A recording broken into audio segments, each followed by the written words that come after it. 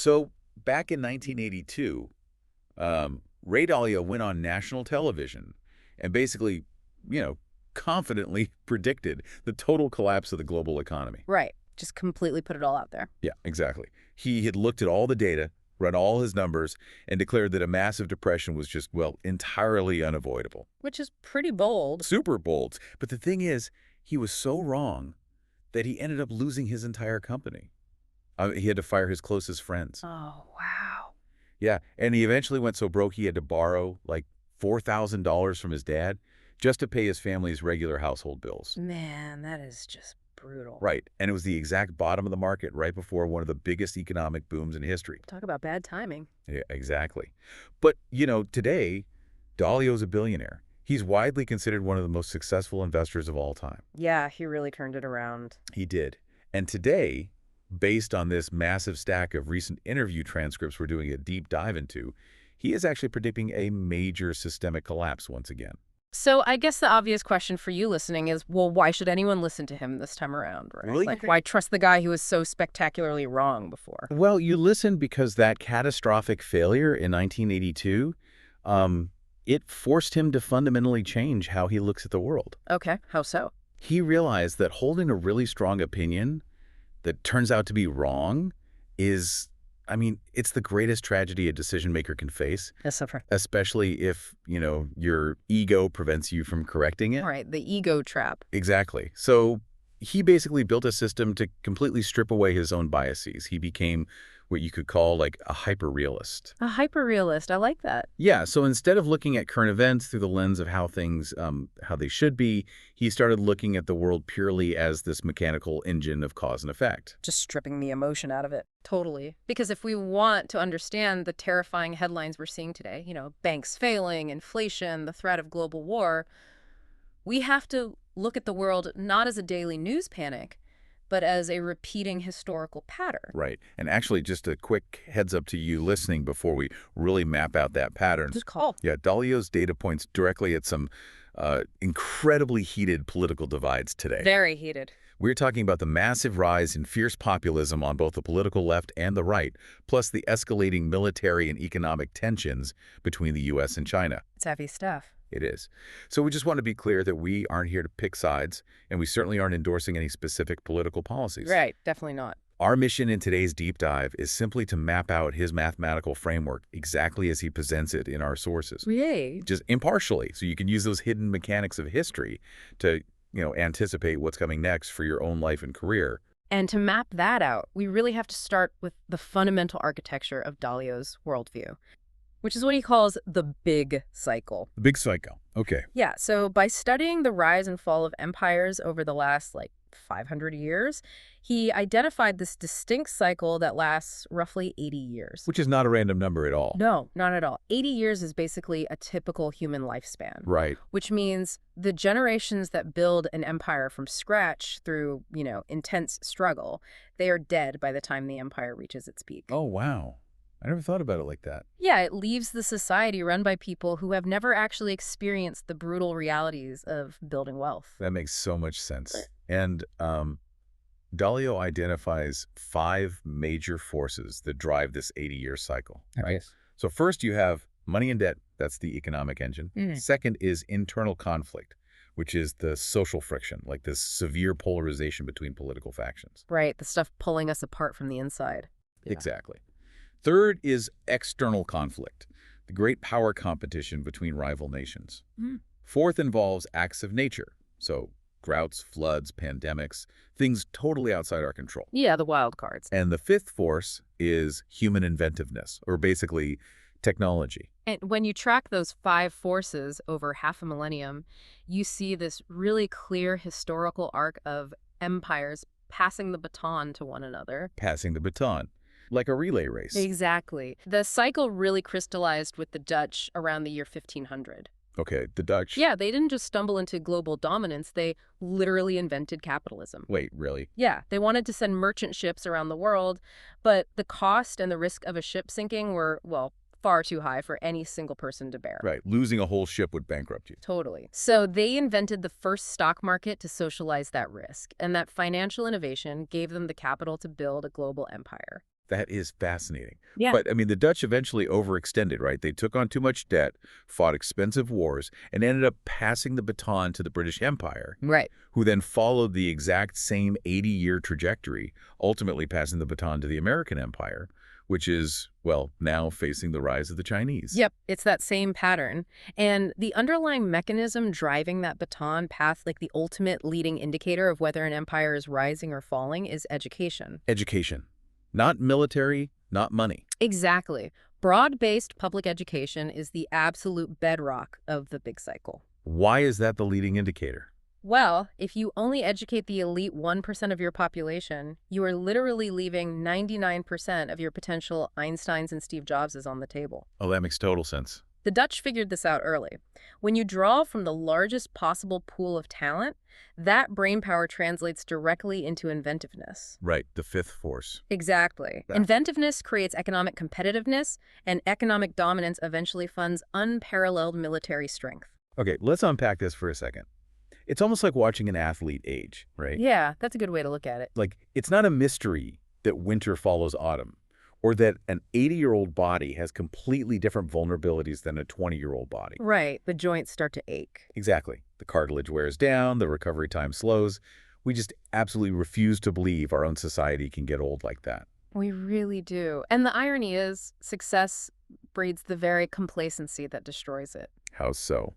Well, as these empires get richer, their standard of living skyrockets. They become incredibly expensive to operate. Right. And the overall work ethic drops because the newer generations simply inherited their high standard of living. They didn't have to struggle for it. Exactly.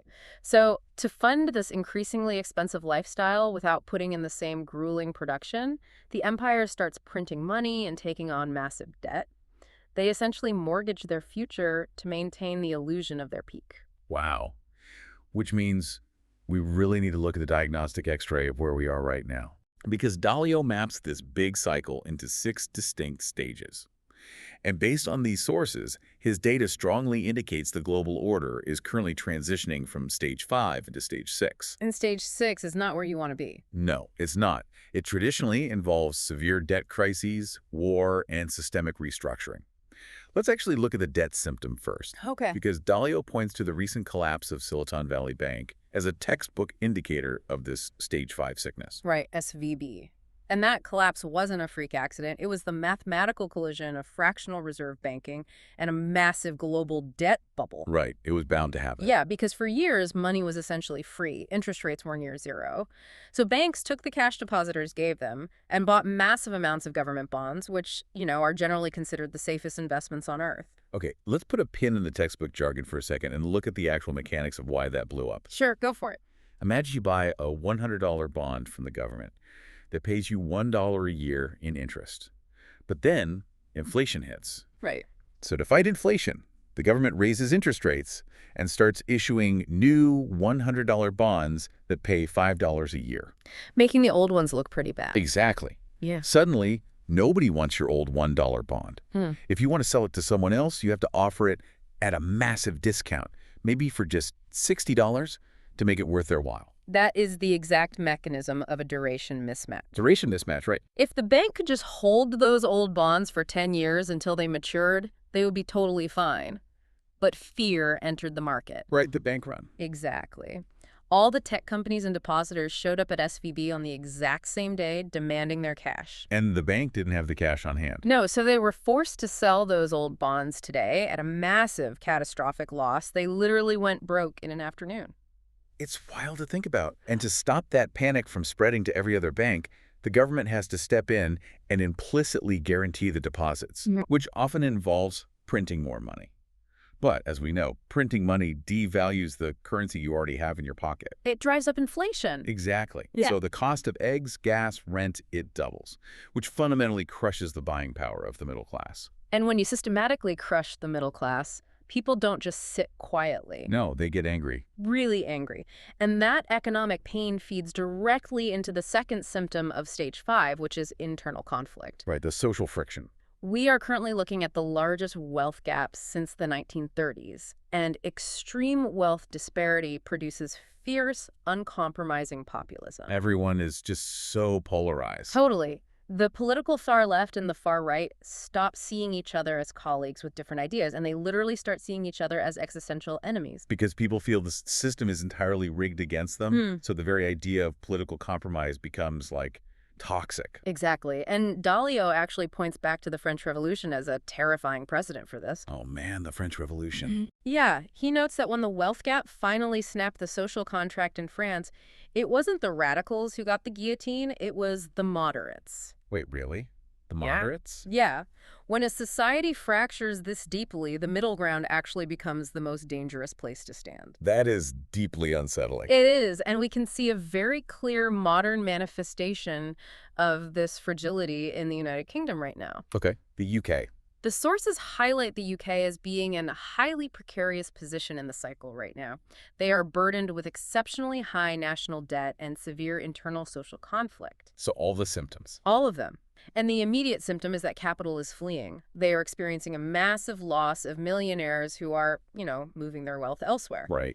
Furthermore, Dalio notes that the UK currently lacks the robust entrepreneurial culture and the deep, risk-tolerant capital markets required to rapidly innovate their way out of this structural slump. Okay, I have to push back here for a second, especially when we apply this to the United States. All right, let's hear it. Because Dalio paints this incredibly bleak picture of an empire in decline. But isn't the U.S. in a completely different category when it comes to the fifth force? Human inventiveness. You mean tech? Yeah. We have Silicon Valley. We have the absolute best tech companies and research universities on the planet. We do. We are literally inventing the future every single day. So how can an empire be in a state of terminal collapse when it's driving the global technology frontier? It's a fair question, but it's really the ultimate paradox of late-stage capitalism, and the data explains it pretty clearly. Okay. Yes, the top 1 to 10% of the U.S. population is doing phenomenally well. They're the ones creating those technological marvels and reaping all the financial rewards. Right. But an empire is not sustained by its top 1% alone. If you look at the broader reality, the bottom 60% of Americans are reading below a 6th grade level. Wow. That is a staggering statistic. It really is. And extreme inequality destroys what Dalio calls the internal order. A nation simply cannot survive long-term on the runaway success of a tiny elite if the vast majority lacks equal opportunity, basic education, and fundamental infrastructure. So you cannot out-innovate a crumbling foundation. Exactly. If the majority of your population is falling behind, it inevitably leads to the kind of systemic, deep-seated distrust that tears democracies apart from the inside. And when a country is paralyzed by internal fighting and, like you said, a failing education system, it just leaves a vacuum on the global stage for a rival to step in. Right. Which brings us to the battlefield of external conflict. The main arena for the great power competition between the U.S. and China isn't naval ships, right? Right. It's technology. Yeah, technology is the ultimate arbiter of the big cycle. Dalio argues that the nation that wins the technology war will automatically win the economic and geopolitical wars. It's a winner-takes-all scenario. It's a historical absolute. I mean, the invention of nuclear technology determined the end of World War II and the subsequent world order. Good point.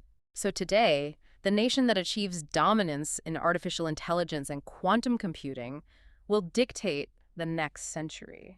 But Dalio has a very specific warning about artificial intelligence, doesn't he? He does. He says AI is basically like a supercomputer driving a car while looking strictly in the rearview mirror. That's a great way to put it. Right.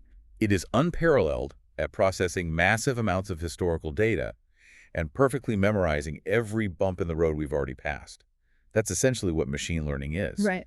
But if the road ahead suddenly turns into a bridge over a cliff, like something that has never happened before in its data set, it won't know to hit the brakes. Exactly. AI struggles with original out-of-the-box inspiration, and it completely fails to understand human irrationality. Which makes AI an incredibly dangerous double-edged sword right now. Very dangerous. Because on one hand, it will create tremendous leverage, medical breakthroughs, logistical optimizations, massive wealth generation for the companies that own it. Right. Huge upside.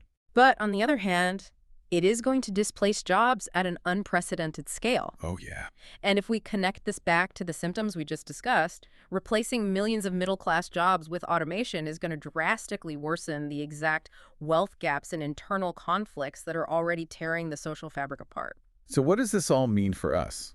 It sounds like it's a race. Like AI is the most powerful engine ever built, but it still fundamentally needs a human to program the GPS destination. Exactly. It can process the route, but it doesn't know where we actually want to go. Yeah. And it has the potential to rip the car apart before we reach the destination. Right. And Dalio points out a fascinating endgame to this race. He believes we will eventually be able to program our deepest, most rational human principles into AI.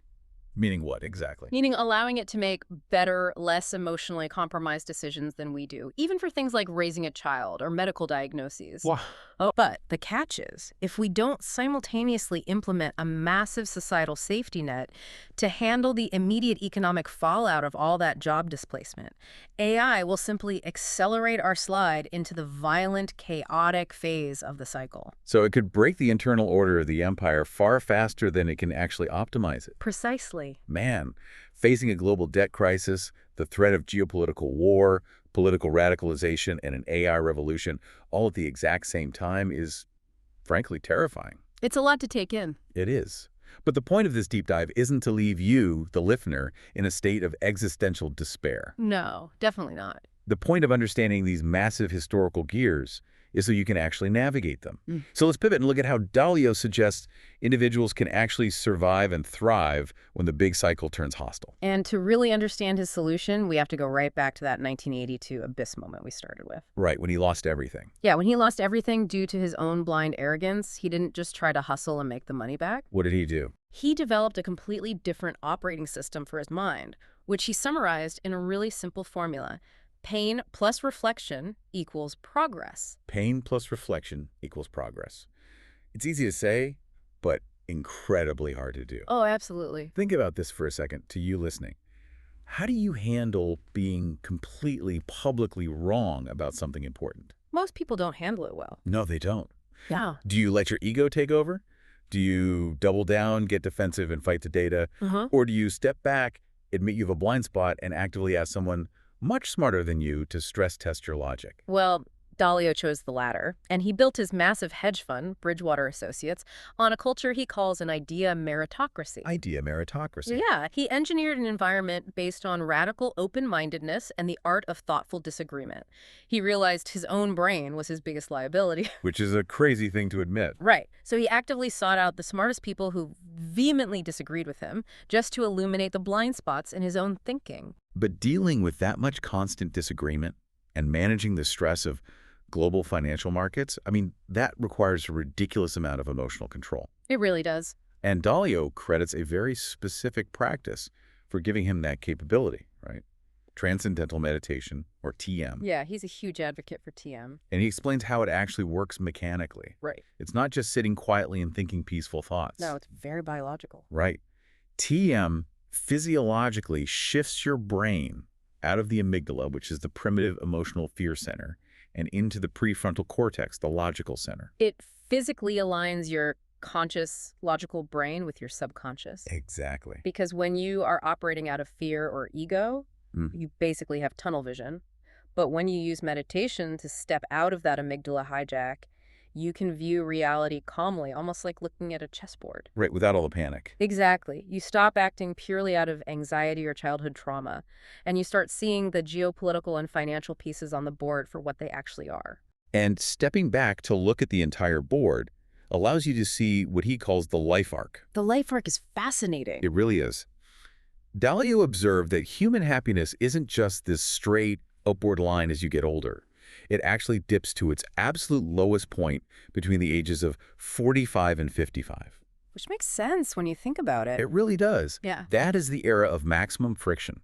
The brutal struggle of the work-life balance, where you are financially supporting children, caring for aging parents, and trying to peak in your career all the exact same time. It's exhausting. But the data shows happiness actually peaks between the ages of 70 and 80.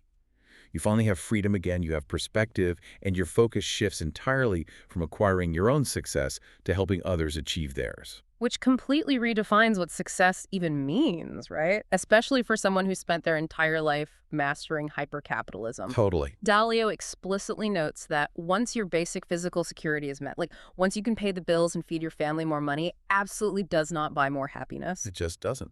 No. The only things that actually move the needle on human joy are meaningful work and meaningful relationships. It's incredible that a guy whose entire job was ruthlessly analyzing the brutal rise and fall of empires arrived at such a deeply human conclusion. Yeah, but it's because stripping away the illusions of the world doesn't make you cold or robotic. Dalio's intense hyper-realism actually generates a profound sense of empathy. How so? Well, when you zoom out far enough to see the big cycle, you recognize that we are all just tiny, interconnected parts of an incredibly vast evolutionary whole. Wow. Understanding the terrifying mechanics of a 500-year cycle actually frees you.